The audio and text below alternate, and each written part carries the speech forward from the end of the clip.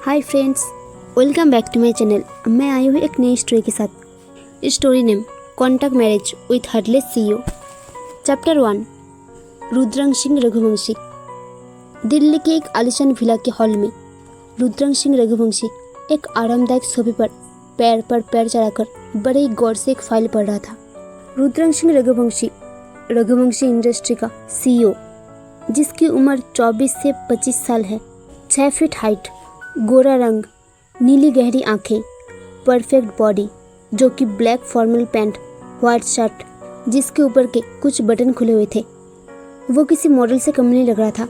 देखने में जितना हैंडसम, असल में उतना ही हार्टलेस था, जिसे किसी की ना तो इमोशन से फर्क पड़ता है और ना ही किसी के जीने मरने से कोई फर्क पड़ता है। उसके पीछे उसका असिस्टेंट राघव खड़ा हुआ था, जो कि काफ़ी देर से कुछ कहने की कोशिश कर रहा था, लेकिन कुछ कह नहीं पाता क्योंकि रुद्रांश के गुस्से से डर लगता था। रुद्रांश बिना राघव को देखकर बोलता है, जिसमें राघव हड़बड़ा जाता है। कुछ कहना है तुम्हें? राघव हकलाते हुए कहता है, सर हमें कुमार मिल गया है। इतना सुनते ही रुद्रांश बिना किसी इमोशन के बाहर उठकर चला जाता है। उसका असिस्टेंट राघव भी भागते हुए उसके पीछे जाने लगा। उन दोनों के पीछे उनके बॉडीगार्ड भी चल रहे थे। कुछ ही समय में वो एक पुरानी फैक्ट्री, जो कि काफ़ी समय से बंद पड़ी हुई थी, वहाँ पहुँच जाता है। कुछ देर बाद फैक्ट्री के अंदर एक कुर्सी पर एक आदमी, जिसकी उम्र तकरीबन 45 साल थी, उसे रस्सी से बांधा गया था। उसे देखकर ऐसा लग रहा था मानो उसे बहुत टॉर्चर किया हो। उसके नाक, मुंह, हाथ से खून बह रहा था। उसके सामने रुद्रांश एक आलीशान कुर्सी पर किसी राजा की तरह पैर पर पैर रखकर बैठा हुआ था। कुछ देर उसे घूरने के बाद उसने राघव को आवाज़ दी। राघव उसकी आवाज़ सुनकर समझ जाता है और वो उसके हाथों में एक गन रख देता है। अब रुद्रांश उसके सिर पर गन पॉइंट करते हुए कहता है, बोलिए कुमार साहब, आपके पुराने दोस्त खुराना साहब कहाँ हैं? वो आदमी, जिसका नाम कुमार था, वो रुद्रांश से घबराकर कहता है, मुझे नहीं पता खुराना साहब कहाँ हैं। तभी रुद्रांश उसके पैर के पास गोली चलाकर कहता है, अब भी नहीं पता? लेकिन कुमार के कुछ भी बोलने पर वो झल्ला जाता है। कुमार साहब, इस बार गोली आपके पैर के आसपास चली है, लेकिन अब आपके सिर के आर पार होगी। अब रुद्रांश गन को उसके सिर पर पॉइंट करते हुए कहता है, कुमार साहब, अब आप सच बताइए या... फिर वो थोड़ा रुककर अपने फ़ोन में कुछ दिखाने लगता है और मुस्कुराने लगता है। बाकी सब उसे देखकर कन्फ्यूज हो रही थी कि उसके बॉस फ़ोन में गेम खेल रहा था। तभी रुद्रांश कहता है, अच्छा कुमार साहब, मेरे पास आपके लिए एक सरप्राइज़ है, आप देखना चाहेंगे? मैं भी ना, सरप्राइज़ किसे पसंद नहीं है। रुद्रांश उसकी तरफ देखकर मुस्कुराता है और फ़ोन की स्क्रीन को कुमार की तरफ देखा देता है और कहता है, यह सरप्राइज़। जिसे देख कुमार कभी फ़ोन की स्क्रीन में देखता है तो कभी मुस्कुराते हुए रुद्रांश को। अब उनकी आंखों में डर समा गया। कुमार साहब, अब आप कुछ बोलेंगे या... कुमार हड़बड़ में कहता है, प्लीज़ मेरी बेटी को कुछ मत करना, मेरी बेटी ने कुछ नहीं किया, प्लीज़ मैं तुम्हारे आगे हाथ जोड़ता हूँ, उसे कुछ मत करना। कुमार ये सब बोलते बोलते रोने लगता है। रुद्रांश हंसने लगा, अभी तो मैंने कुछ किया ही नहीं। लेकिन ये कहते कहते वो रुक जाता है। कुमार ने जब ये सुना तो वह एकदम से चुप हो गया और उसकी धड़कन तेज हो गई। अब वो उसकी आगे बोलने का इंतज़ार करने लगा। रुद्रांश कुछ देर तक कुमार के चेहरे के एक्सप्रेशन देखता है, फिर कुमार को देखते हुए एक सरकास्टिक स्माइल के साथ बोलने लगा, कोई गारंटी नहीं है कि मैं आपकी बेटी के साथ कुछ नहीं करूँगा। अब फैसला आपका है। आप मुझे खुराना का पता देंगे या आपकी बेटी के साथ... मुझे खुराना के बारे में कुछ मालूम नहीं है, लेकिन उसकी एक बेटी है जो मेरी बेटी के कॉलेज में उसके साथ पढ़ती है, कुमार ने कहा। तो रुद्रांश ने कहा, क्या नाम है उसका? उसका नाम याद करते हुए कुमार ने कहा, पाखी, उसका नाम पाखी है। आप श्योर है ना? अगर आपने गलत बताया तो आप जानते हैं ना आपकी बेटी के साथ? हाँ, मैं श्योर हूँ। एक बार वो मेरी बेटी के साथ घर पर आई थी, तब मिला था उससे। रुद्रांश उठकर जाने लगा तो कुमार तेज आवाज़ में बोला, मेरी बेटी के साथ कुछ मत करना, प्लीज़ छोड़ दो हमें। रुद्रांश जाते जाते अपने बॉडीगार्ड्स को कहा, छोड़ दो ही नहीं। रुद्रांश के जाते ही उसके आदमियों ने कुमार को छोड़ दिया। रात के समय रुद्रांश सोफे पर बैठा हुआ था। उसका असिस्टेंट राघव उसके पास आता है और उसको एक फाइल देता है। सर, इसमें उस लड़के की सारी इन्फॉर्मेशन है। रुद्रांश उस फाइल को लेकर खोलता है तो उसे पढ़कर उसके चेहरे में एक मिस्टीरियस स्माइल आ जाता है। पाकी खुराना, तैयार हो जाओ, तुम्हारे बाप के किए कर्मों की सज़ा अब तुम्हें मिलेगा। वो बोलते बोलते रुक जाता है और कुछ पुरानी सी धुंधली सी यादों में खो जाता है। एक बच्ची जो गार्डन में खेल रहा था, उस बच्चे की उम्र करीब 7 साल होगी। उसके घर से तेज तेज आवाज़ आ रही थी। जब उसने वो आवाज़ सुनी तो वो भी अपने घर की तरफ चला गया। वहाँ घर के बाहर बहुत भीड़ जमी थी। वो लोग आपस में बात कर रहे थे। एक आदमी दूसरे आदमी की तरफ देखकर कहता है, अरे बहुत बुरा हुआ इनके साथ। तो दूसरा आदमी कहता है, किसको पता था ये लोग ऐसे निकलेंगे, ज़रूर इन्होंने कुछ ना कुछ किया होगा। तो वही तीसरा आदमी कहता है, सुना है इनका एक छोटी बच्ची भी है, अब कैसे जिएंगे ये इस मैदान के साथ। वो बच्चा छोटा ज़रूर था लेकिन समझदार बहुत था। सर, राघव की इस आवाज़ के साथ रुद्रांश अपनी पुरानी धुंधली सी यादों से बाहर आता है। रात के अंधेरे में एक सुनसान सड़क पर एक लड़की जिसकी उम्र 18 से 19 साल के करीब होगी, बारिश में भीगते हुए भागी जा रही थी। उसके पीछे कुछ गुंडे पड़े हुए थे। उनमें से एक गुंडे बोले, ए लड़की रुक, कहाँ जा रही है। दूसरा बोला, रुक जा लड़की, बहुत बुरा होगा अगर तू हमारी बात नहीं मानेगी। तीसरा कहा, रुक रही है या नहीं, लेकिन वो लड़की नहीं रुकती और भाग रही थी। कुछ दूर भागने पर वो लड़की एक लड़की से टकरा जाती है जो कि अपनी गाड़ी के सामने हाथ बांधे खड़ा हुआ था, जिसे टकराकर वो लड़की वहीं जमीन पर गिर जाती है। वो लड़का कोई और नहीं, रुद्रांश सिंह रघुवंशी था। मुझे बचा लीजिए प्लीज़, हेल्प मी प्लीज़, उस लड़की ने उससे हाथ जोड़कर रिक्वेस्ट करते हुए कहा। वो लड़की उस लड़के के पीछे छुपने की कोशिश कर रहा था। तभी वहाँ पर वो गुंडे आ जाते हैं और हंसते हुए उस लड़की को देखते हैं। वो लोग जब उस लड़की को अपने बॉस के पीछे छुपते हुए देखता है तो सभी जोर जोर से हंसने लगता है। ए लड़की, तू जिसके पीछे छुप रही है ना, उसी के कहने पर तुझे यहाँ पर लाया गया है, उनमें से एक आदमी बोला और तेज तेज हंसने लगा। ये सुनकर वो लड़की तंग रह जाती है और उसके पीछे से हट जाती है और जैसे ही भागने के लिए पीछे मुड़ती है तभी वो लड़का उसका हाथ पकड़ लेता है और खींचकर आगे लेकर आता है। वो उसे उसकी कमर से पकड़कर उसे अपनी ओर खींच लेता है। वो लड़का उसके पास जाकर उसकी आंखों में देखकर धीरे से कहता है, रुद्रांश सिंह के कैद से भागना आसान नहीं है लड़की। उसी समय उन गुंडों में से एक आदमी कहता है, बॉस हमारा काम हो गया, अब हम चलते हैं।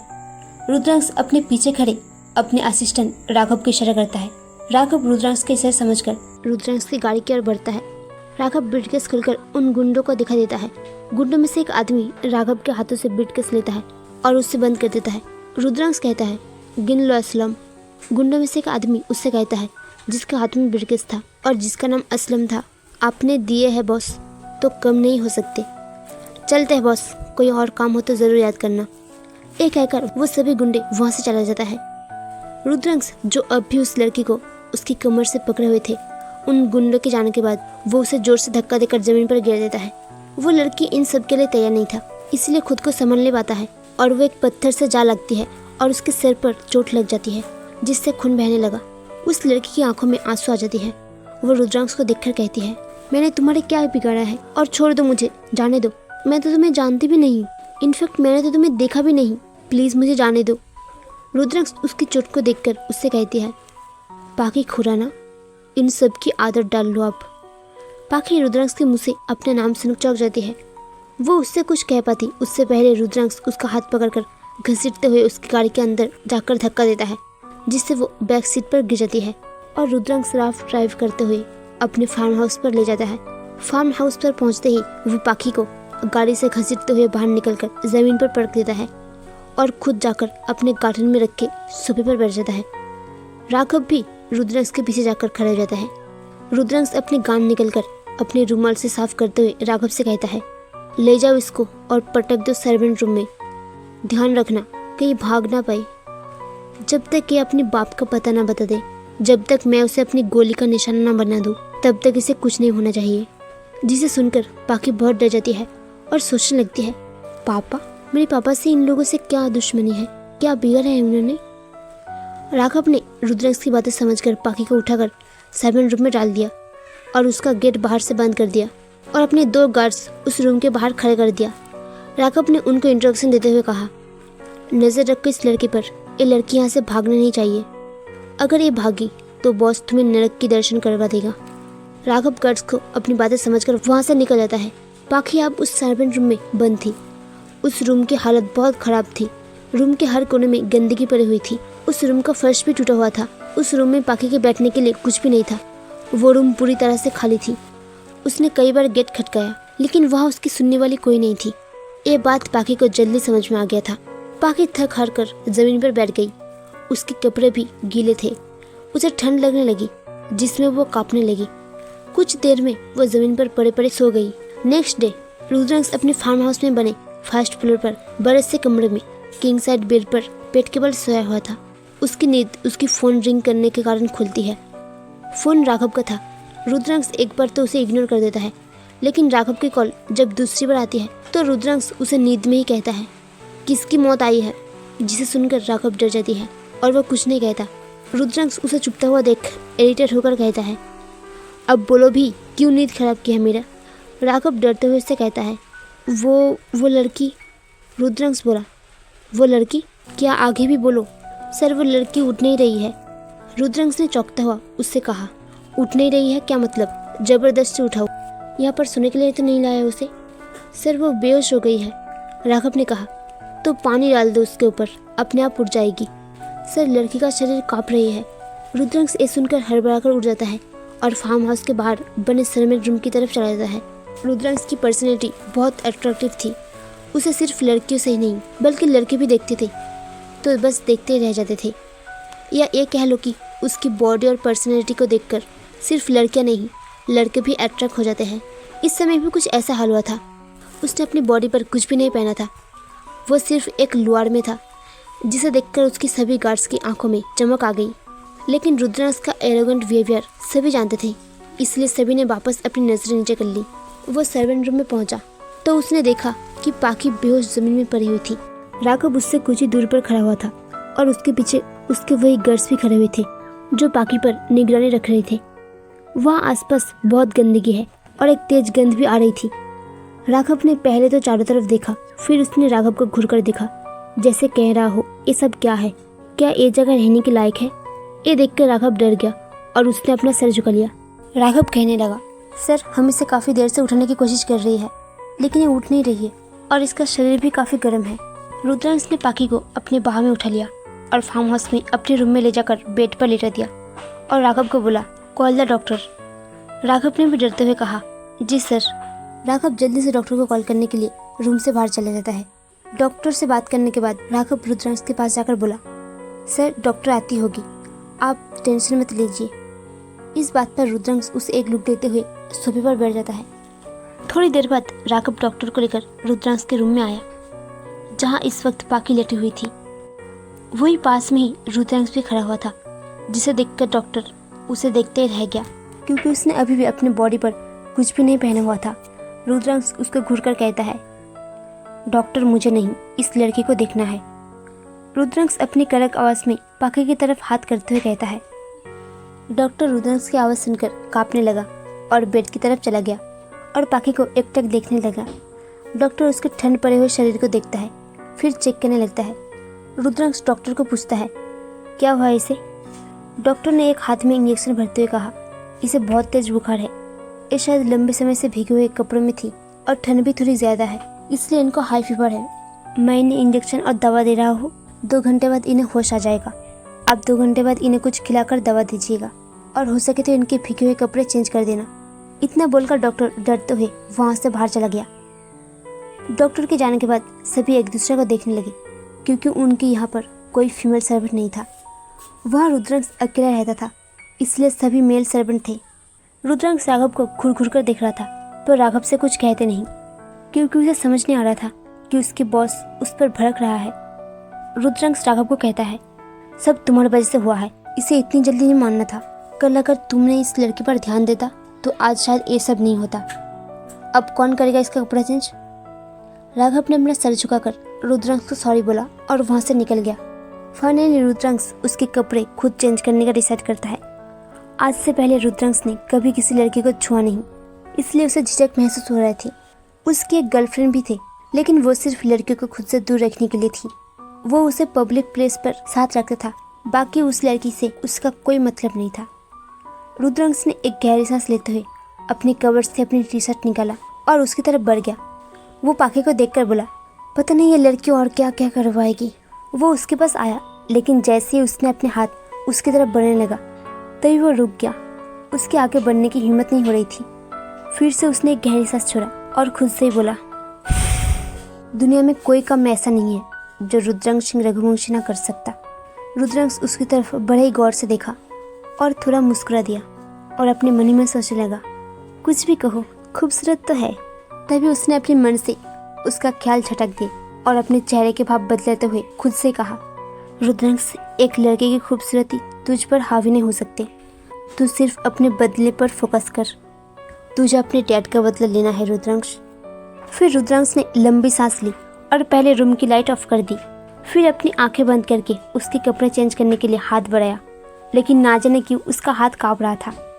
वो अपने मन में बोला, नहीं रुद्रांश, तू कर सकता है। कपड़े ही तो चेंज करना है, एक कोई इतना बड़ा काम नहीं है जो तू ना कर सके।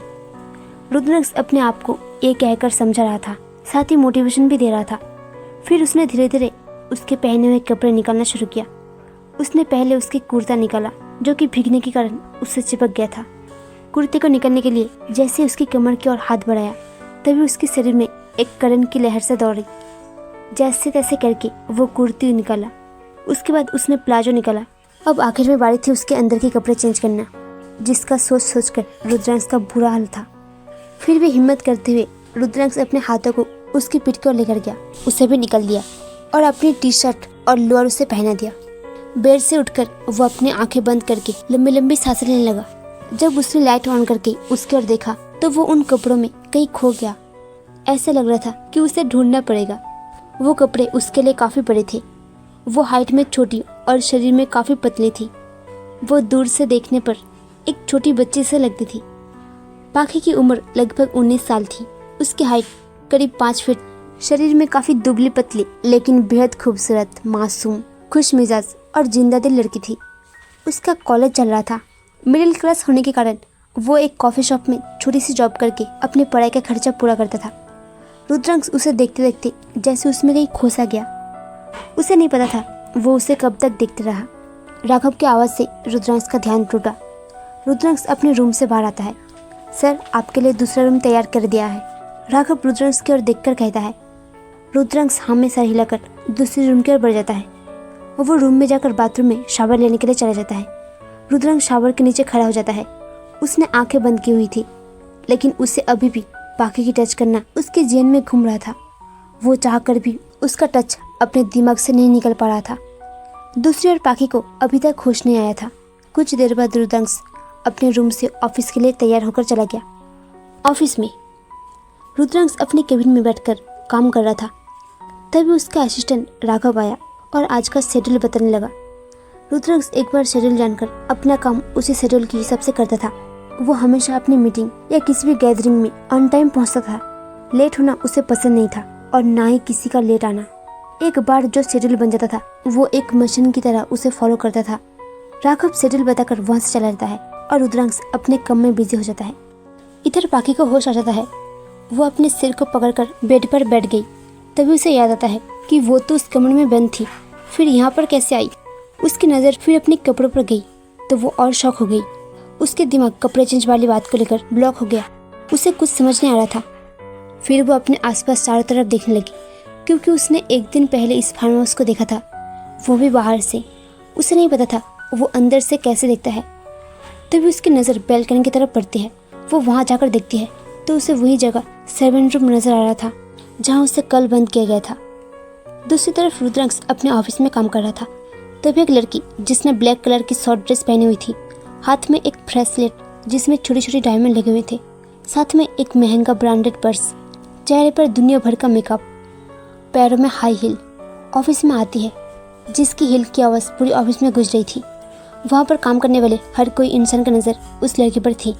वो रिसेप्शन पर जाकर पूछती है, क्या रुद्रांश ऑफिस आए हैं? रिसेप्शन पर जो लड़की खड़ी हुई थी वो पहले तो उससे गुड मॉर्निंग ग्रीट करता है, फिर उससे कहती है, मैम सर ऑफिस में ही है। ये सुनकर वो लड़की रुद्रांश के केबिन की तरफ जाने लगती है। तभी रिसेप्शन वाली लड़की फिर से कहती है, मैम रुकिए, आप बिना परमिशन के अंदर नहीं जा सकती। ये सुनकर वो लड़की जो अब तक शांत खड़ी थी वो उस रिसेप्शन वाली लड़की पर भड़क जाती है और कहती है, तुम्हारी हिम्मत कैसे हुई मुझे रोकने की? तुम्हारी औकात क्या है? वो लड़की ने ना जाने क्या क्या उल्टा सीधा उस रिसेप्शन वाली लड़की को बोल दिया था, पर उस लड़की ने इतना सब कुछ सुनने के बाद भी कुछ नहीं कहा, क्योंकि वहाँ पर सभी उस लड़के को जानते थे कि वो उनकी बॉस की गर्लफ्रेंड है। वहाँ आसपास पूरे स्टाफ जमा हो गए थे। राघव भी उधर से निकल रहा था, लेकिन ऑफिस फ्लोर पर इतनी तेज आवाज़ सुनकर राघव उधर आ जाता है और उस लड़की को देखकर पूछती है, टीना मैम, आप यहाँ पर क्या कर रही हो? टीना राघव को देखकर कुछ शांत हो जाता है। वो उसे देखकर कहती है, मैं रुद्रंश से मिलने आई थी, लेकिन ये लड़की मुझे, टीना कपूर को, रुद्रंश से मिलने से रोक रही है। बोल रही है बिना परमिशन के अंदर नहीं जा सकती। राघव सारी सिचुएशन समझने के बाद उस रिसेप्शन वाली लड़की को देखा, फिर ऊपर देख और टीना को शांत करते हुए बोला, मैम शांत हो जाइए, आप चलिए पहले यहाँ से। टीना के जाते ही रिसेप्शन वाली लड़की अपने मन में कहती है, पता नहीं चलते फिरते मेकअप की दुकान रुद्रंश ने क्यों पाल रखी है। फिर वो अपने काम में लग जाती है। राघव उसे वहाँ से अपने साथ ले जाता है और वेटिंग एरिया में बैठा देती है और उसके लिए फ्रेश जूस लेकर आते हैं। वो टीना को जूस के गिलास देते हुए कहता है, मैम आप ले लीजिए, तब तक सर फ्री हो जाएंगे, फिर आप उनसे मिल लीजिएगा। राघव एक साइड में जाकर रुद्रांश को कॉल करता है। रुद्रांश उसका कॉल रिसीव करता है। जिससे पहले कि रुद्रांश कुछ बोल पाता, राघव बोल पड़ा, सर यहाँ पर टीना मैम पूरा ऑफिस को अपने सर पर उठा कर रखा है, क्या मैं उन्हें आपके केबिन में भेज दूँ? टीना का नाम सुनते ही रुद्रांश इरिटेट हो जाता है। वो यहाँ क्या कर रही है? रुद्रांश ने राघव को कहा, सर आज मिसेस थापर की रॉयल शाइन होटल में पार्टी रखी है, तो शायद टीना मैम इसी के लिए आई है, राघव ने कहा। दूसरी तरफ बाकी ने आसपास रुद्रांश को ना पाकर खुद को वहाँ से निकलने का मन बना लिया था। वो चारों तरफ देखने लगी और सोचने लगी यहाँ से कैसे जाया जाए। उसने पहले पूरा फार्म हाउस देखा, तभी उस रूम की गेट नॉक हुआ। पाखी जल्दी से जाकर बेड पे पहले जैसा आंख बंद करके लेट गई। तभी एक सर्वेंट आया और पाखी की तरफ देखने लगा और बोला, इस बच्ची को भी अभी तक होश नहीं आया, बेचारी 2 दिन से भूखे है। एक काम करता हूँ, खाने की प्लेट यहीं रख देता हूँ, जब होश आएगा तब एक खा लेगी और बाद में दवा दूंगा। वो सर्वेंट खाने की प्लेट को वहीं टेबल पर रखकर चला जाता है। वो सर्वेंट काफ़ी पुराने सर्वेंट थे। रुद्रांश के बचपन से ही उसके साथ। उनकी उम्र भी 50 साल के आसपास होगी, इसलिए सभी उन्हें काका कहकर बुलाते थे। पाखी जो आंखें बंद करके ये सब सुन रही थी, उसकी आंखों में काका की बात सुनकर आंसू आ गए थे। वो अपने मन में बोली, कोई तो है जिसे मेरी चिंता है, वरना यहाँ तो सब पत्थर दिल का है। किसी को भी मेरे भूखे प्यासे होने की कोई फर्क नहीं है। वो प्लेट उठाकर देखती है तो उसमें आलू के पराठे दही के साथ रखे हुए थे। वो काफ़ी लग्जरी दिख रही थी। उसने जल्दी से खाना शुरू किया। उसे पता नहीं लगा वो कब तक 2 पराठा खा लिए। अब उसकी भूख कुछ हद तक शांत हुई। अब वो फिर से पूरा फार्म हाउस एक्सप्लोर करने लगी। तभी उसे गार्डन के बैकआउट में एक सीढ़ी दिखी और सोचने लगी, मैं सीढ़ी की सहायता से बाहर निकल सकती हूँ। मुझे जैसे भी करके सीढ़ी तक पहुँचना होगा। आज के लिए बस इतना ही। मिलते हैं अगले चैप्टर में। Thank you so much, bye.